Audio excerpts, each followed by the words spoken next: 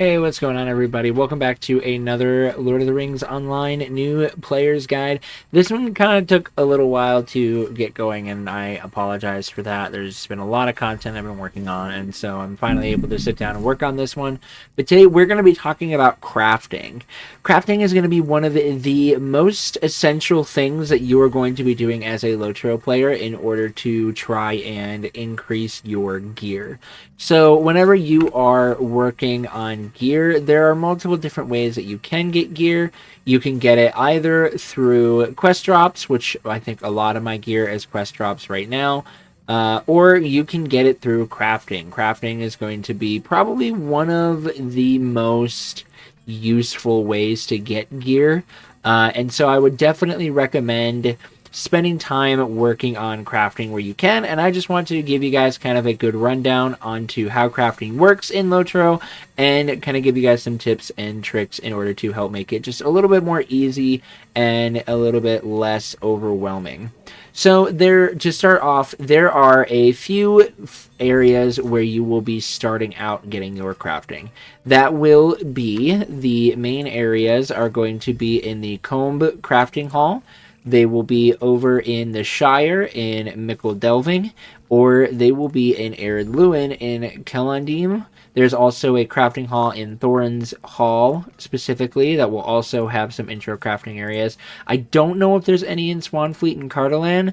There might be something. I'm not as familiar if that quest is there or not, but it's a quest called Outfitting Yourself and Others. It is an auto-bestowed quest that you get for any new player, and that is basically just going to lead you into any of the starting crafting areas and will help you to get your crafting all set up.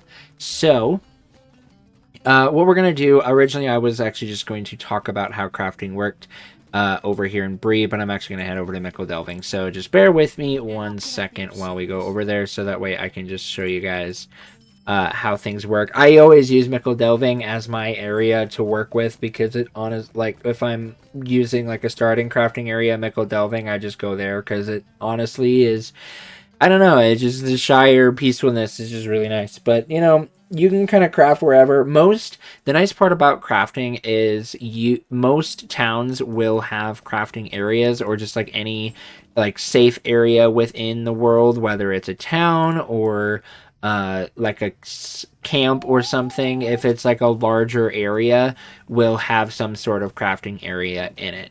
So the Mickle Delving crafting area, so the Stable Master is right here. The crafting area is going to be right up over this hill. This is an area here that is all dedicated to crafting. So, when you are starting off your crafting, you're going to be looking around here, and you're probably going to be a little overwhelmed with everything going on, especially if there are players that are all crafting at the same time. If you're on a more populated server, sometimes these areas can get really packed. I'm also recording this in the morning, so I'm doing this during less busy times during the server, which is really nice for recording something like this. So for this, in order to start your crafting, you'll go to the Mistress of Apprentices or the Master of Apprentices, and this will tell you which ones that you can select. Now, I already have my crafting things picked, so this would tell me to forget one, and then learn a new one. I am not going to be doing that because I don't want to forget any of my stuff, but I do just wanted to show you kind of what this menu might look like, so that way you guys can kind of get an idea. For most players, you will be able to take 3 crafting professions. So you'll have 3 that's available to you, and then you can take a 4th for some Lotro points. I took 4 on this character because this is a character I'm going to be carrying through all the way to endgame, and that's going to be my plan with him. But you don't need to take 4. I think even with my 4th, with like my weaponsmith that I took, it really is not like that necessary. But anyways, I'm just going to digress from that. I would mainly just focus on 3, and you can go from there. So now that you know that you can take 3 or 4 if you're using Lotro points, we're going to talk about the different types of professions that there are. So there are 2 primary types of professions There are gathering professions and there are actual crafting professions. And the difference between a gathering and a crafting profession pretty much is going to look like this. So the two main gathering professions are forester and prospector. They are gathering because what you do is your main focus is going to be going around the world and gathering ores and ores or wood. And I'm just going to go and locate some. So when you were also using a gathering profession, scholar also is like kind of like a mix of both gathering and crafting. It's kind of a weird beast. It's probably Scholar is probably the hardest crafting profession to level up, but it does give you some nice boosts and buffs, as well as it does give you some really it gives you the ability to craft dyes once you get it higher up. But anyways, when you are doing a gathering profession, so I'll use the prospector here as my example, you will have a tracking ability. This will allow you to track mines. So we're just gonna go and we're gonna find one. You'll use your mini map. I'm gonna zoom in on this. I was planning on making this like kind of like not a big editing thing, but I guess we'll do some editing on this just because I do want this to be as good of a guide as it possibly can be. So you're just gonna be, as you're, going through your questing, doing your exploring, whatever you're doing. Oh, look, there's some branches here, so we'll go ahead and we'll use this. So I'm gonna switch over to tracking wood, because I'm also a forester. So when you can see on my mini map, these are blue arrows. These give you the direction of, like, tell you where they are, and any crafting materials are going to look like that. Whether they are a branch or a mine, they're going to have the same icon on your mini map, and then you can just right click it and you will harvest it. So you can just go, boom, boom, boom, boom, boom, you've got it. There we go, done. And then it will disappear from the mini-map here once you have it. Okay? So, then you can head back over to the crafting area, and this is where you will actually do your crafting. So, the crafting part itself is actually really easy. When you're doing your refining and everything, you can just click on whatever branch you're on. Everybody will be starting at apprentice, so you'll be able to see here. This will tell you, I'll go through the menu here. This will tell you what tool you need, as well as what facility is required. So there are different crafting facilities. Workbench is going to be used for forester, woodworker, and jeweler and tailor, and then forge is used for prospector, weaponsmith, and metalsmith. So you'll just go, you'll see you have enough, and then you'll hit make. Now, if you are going and trying to craft something like a sword or a dagger, for instance, or like any of these, it might require something like a fine leather wrapping. You will get those at suppliers. Suppliers in your towns are going to have any of your additional crafting materials, so there is always going to be some monetary cost to any of your crafting that you're wanting to do. So, I forgot to mention this. I'm going to talk about this real quick.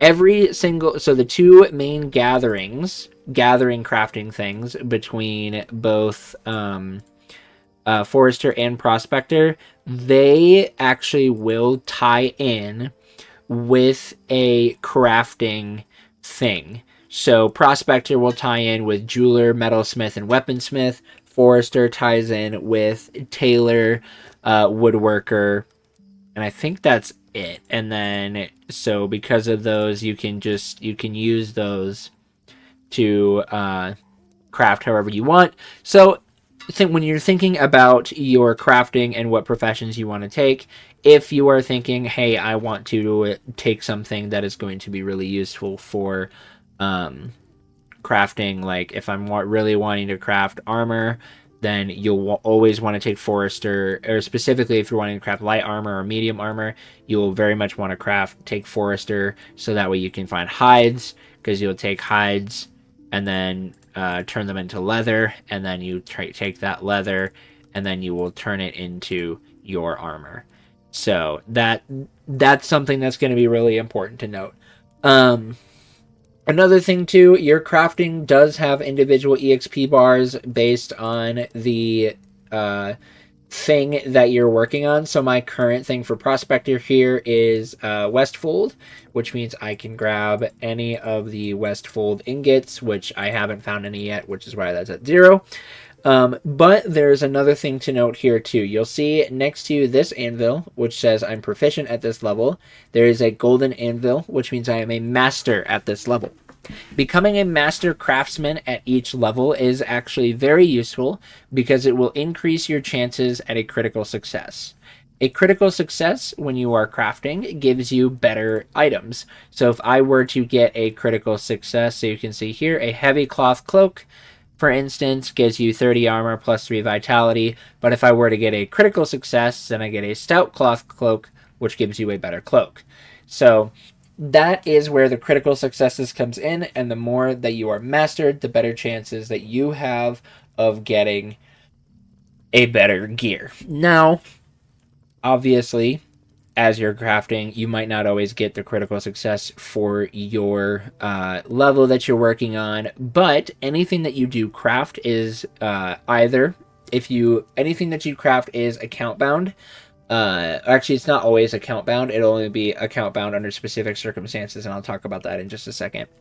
But anything that you craft, you can give off to friends. So even if you have a level 160 character, you can craft a apprentice level cloak and pass it on to an alternate, or if you're helping a friend level up, you can pass that on as well. There, you can always be crafting at different tiers to be able to assist other players, as well as some people will use crafted gear and sell it at the auction house to try and maybe earn some additional money. And so, yeah, that's a really nice factor that you can have as well. The next thing that we're going to talk about real quick are these universal ingredient packs. Throughout your questing, you will get universal ingredient packs. These are items that will allow you to craft something without needing any actual crafting ingredients. So let's say we'll use this cloth again, for instance. I don't have these brushed light leathers or the bolt of rough cloth, but I can use a universal ingredient pack and I could craft it if I want. I'm not going to because I don't want to use my universal ingredients pack to craft it, but that is an option that's available if there's something that you really want. So there are a lot of honestly really great options that do allow you to make crafting a lot easier and a lot less of a grind. So that's definitely something, like, I always recommend just taking the time to do crafting because you can use these universal ingredient packs to really help you get the gear that you are going to want to help your character be as strong as possible. Another note with the universal ingredient packs, there is a warning here. Items crafted with ingredient packs will be bound to your account upon creation. So if you are using a universal ingredient pack to do your crafting, then you will not be able to help send this to your friend. These will have to be used on your own account. So make sure you are aware of that before you just start throwing out your universal ingredient packs and crafting whatever you want, whenever you want. I would hate for anybody to get to that point and then realize they made a big old oopsie and be all big sad about that one. Now, there's one final set of crafting that I want to talk about, which is Cook and Farmer. These are weird ones because of how they function. They actually are not utilized through the use of gathering or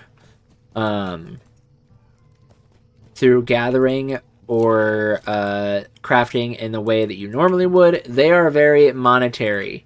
So when you are crafting, you will find grocers here. They usually have some ingredients for you, but then these suppliers, as well as I showed earlier, will also have your additional ingredients for you as well. And since I'm here on this farmer plotline, I can just go and I can work on crafting. Oh, I don't have my farming tools. Where are my farming tools? Did I sell my farming tools? I might have sold my farming tools. Ha ha. Well, guess I won't be showing you guys. But you can see here, I can make a bunch of blueberry fields. So as long as I would have those, I can just start clicking the button and just start farming a bunch of blueberry fields. And then you can also just do some pipeweed. And then once you are done farming whatever you want to farm, you can take your ingredients and stuff over to an oven and do your cooking. Because the oven will let you do your cooking, so I can cook whatever I want. Now, one of the things that can be really inconvenient, this will be kind of the final thing that I'll talk about in the crafting guide. One of the things that can be really obnoxious is, especially for free-to-play players, is switching back and forth constantly from all of the crafting tools and everything. And this is something that a lot of players would look at and really just genuinely hate, because it can make crafting a little bit more tedious. If this is something where you genuinely do not want to be focusing on swapping back and forth, or they're just taking up too much inventory space, if you go into your Lotro store and you search up crafting, you'll find a whole bunch of stuff, but don't worry about those, because these are like crafting tools skips and stuff, and you don't really want to use those. But there is this, an Enduring Universal Toolkit. This toolkit here will allow you to use it on all your characters, and you basically just put it onto a character, and then it does not matter what profession you use, this toolkit works. So you don't have to worry about changing things, you don't have to worry about item durability, you can just run around and use this to your heart's content, and you don't have to swap your tools around at all. And then you can just get rid of it, save some inventory space, this will always stay equipped, and then you'll be good to go from there.